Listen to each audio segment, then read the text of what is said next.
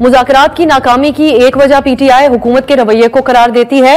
अब उनकी तरफ से नाउमीद होकर अपनी जो मुज़ाकराती कमेटी है उसको तहलील कर दिया गया है। क्या वजह है कि हुकूमत बज़िद रही या आपने बिल्कुल एंटरटेन नहीं किया उनके जुडिशल कमीशन के मुतालबे को? जी, पीटीआई एक रोते हुए बच्चे की तरह है जो अब रो रहा है कि उन्हें टॉफी नहीं मिली। ये सियासी मुज़ाकरात हैं, ये जमहूरी मुज़ाकरात हैं, ये मुल्क को एक सियासी इस्तेहकाम देने के मुज़ाकरात हैं। तो लिहाजा उसमें उजलत या उसमें कहना कि जी हम कान पर कनपट्टी रख पिस्तौल जो है वो कनपट्टी पर रख कर जो है मुज़ाकरात करेंगे, ऐसे नहीं होता। और पीटीआई गालिबन अब 10 साल पहले जो उन्होंने मुज़ाकरात की तो उससे भी ज्यादा उजलत में है। 10 साल पहले तो जब हम पीटीआई से मुज़ाकरात कर रहे थे, इन्हीं दिनों में मुज़ाकरात हो रहे थे, तो 3 महीने लगे थे हमें उन टर्म्स ऑफ रेफरेंस तक पहुंचने के लिए जिनके तहत एक कमीशन बना था। तो लिहाजा यहां भी अभी तो गुफ्तगू का आगाज हुआ था, अभी बहुत सारे मामलात थे। और 10 साल पहले के बरक्स इस दफा सिर्फ अकेली मुस्लिम लीग नून नहीं है, एक मुकम्मल जमहूरी इत्तेहाद जो है वो निगोशिएट कर रहा है पीटीआई से।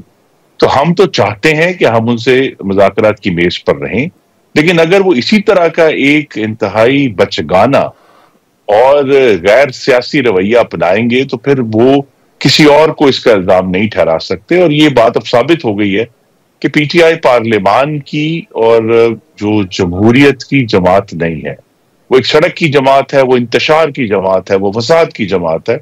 तो लिहाजा वो उसमें वही उनका एक कंफर्ट जोन है जिसमें वो रहना चाहते हैं। और जब भी उनसे ये कहा जाता है कि वो मेज पर आए तो वो समझते हैं कि शायद कोई कमजोरी है जिसकी वजह से हमें मेज पर आना पड़ गया। लेकिन अगर उनकी ख्वाहिश ये है कि जिन 31% अवाम ने उनको वोट दिए थे 8 फरवरी 2024 को, तो अगर 31% का एहतराम चाहते हैं तो फिर उन्हें 69% का एहतराम भी करना होगा। खुर्रम साहब, खा वो अपोजिशन हो या दीगर तबकात हो, वो अपने ग्रीवेंसेस के एतबार से हुकूमत के खिलाफ एहतजाज तो करते हैं। उसको रोकने के लिए हुकूमत कोशिश करती है कि किस तरह बीच का रास्ता निकाला जाए।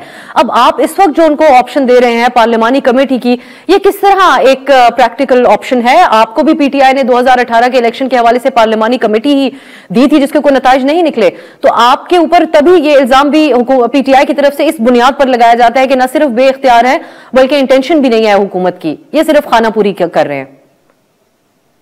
देखिए, जो काम पीटीआई ने खुद अपनी बदनीयती से तबाह किया, जो पार्लियामानी कमेटी थी 2018 की, शायद उनका यह ख्याल है कि ये मौजूदा हुकूमत भी उन्हीं की तरह की जो है कोई इंतशारी जमात है। ऐसा नहीं है। यहाँ पाकिस्तान पीपल्स पार्टी वहां मौजूद है, एमक्यूएम मौजूद है, मुस्लिम लीग नून ऑफ कोर्स मौजूद है। हम इस सारे मामले को संजीदगी से लेकर चलना चाहते हैं, लेकिन पीटीआई उजलत में है, अनोखा लाडला खेलने को रियासत मांग रहा है। और उनका ये ख्याल है कि अगर हम इसी तरह की धमकियों के जरिए ही अपनी सियासत को चलाएंगे तो ऐसा नहीं होगा। उन्हें पार्लियामान में बैठना है और उनको ये हमें याद कराना है बार बार कि 8 फरवरी को पाकिस्तान के अवाम ने उनको और हमें जो वोट दिए हैं वो पाकिस्तानियों की, अपने भाइयों और बहनों की जिंदगियां बेहतर करने का वोट है, उनके बच्चों के मुस्तकबिल को बेहतर करने का वोट है, उनके मुआशी हालात का एक पहले से ज्यादा अच्छा बंदोबस्त करने का वोट उन्होंने हमें दिया था। उन्होंने हमें मुस्तकिल तौर पर यह नहीं कहा था, या पीटीआई को नहीं कहा था खैबर पख्तूनख्वा के अवाम ने कि खैबर पख्तूनख्वा के अरबों के वसाइल लेकर वफाक पर चढ़ दौड़े। तो लिहाजा अब हमें दोबारा ये पूरी डिबेट जो है वो बजाय एहतजाज के और हमलावर होने के जमीयत पर और पाकिस्तान के अवाम की जिंदगियां बेहतर करने पर शिफ्ट करनी है।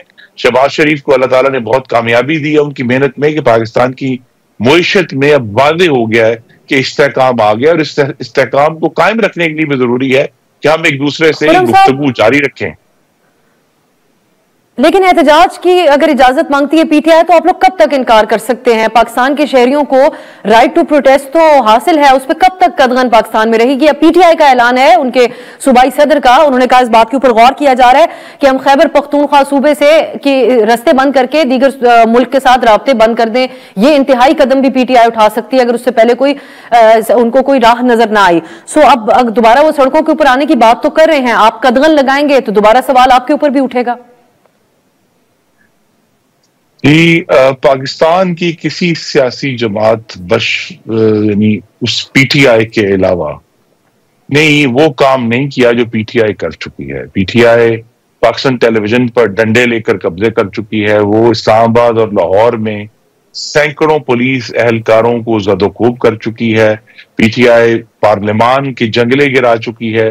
पीटीआई रेडियो पाकिस्तान पेशावर को, मवेशी मंडी पेशावर को, जिना हाउस लाहौर को, जीएचक्यू को, शहीदों की यादगारों की बेहुरमती कर चुकी है।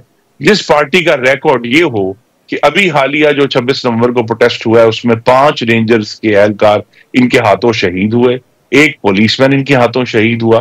तो अगर एक ऐसी जमात जिसका मुस्तकिल रिकॉर्ड ही तशद्दुद का, कत्ल का, जानवरों को जलाने का, सरकारी जमातों को जलाने का है, तो कोई भी हुकूमत हो वो उनको इजाजत देने के बारे में सोचेगी। पाकिस्तान की दूसरी जमातों के ऊपर कोई पाबंदी नहीं है, लेकिन अभी भी हम ये समझते हैं कि अगर वो एक हमें जरूर डेमोन्स्ट्रेशन दें कि वो पुरअमन तरीके से एहतजाज करना चाहते हैं और कर सकते हैं, तो उन्हें पूरे मुल्क में इजाजत है, जो उनका जमहूरी हक है। लेकिन आप ये देखिए ना कि वो डेमोन्स्ट्रेशन तो खुर्रम साहब उन्होंने पंजाब में इजाजत मांगी हुई है एहतजाज की, तो वहां पे मौका दे दिया जाए, पीटीआई करके दिखा दे अगर वो पुरअमन कर सकते हैं एहतजाज। नहीं, मेरी तवक्को है कि अगर वो आकर संजीदगी से बात करें, जो कि वो यही तो इशू है कि वो संजीदगी से बात करने के लिए तैयार नहीं है, कि उनके जो नए सूबाई सदर हैं बजाय वो अपना आगाज एक मतानत और संजीदगी से करते हैं, उन्हें अपना आगाज ही एक बड़ी धमकी देकर किया गया कि हम सारी सड़कें बंद कर देंगे।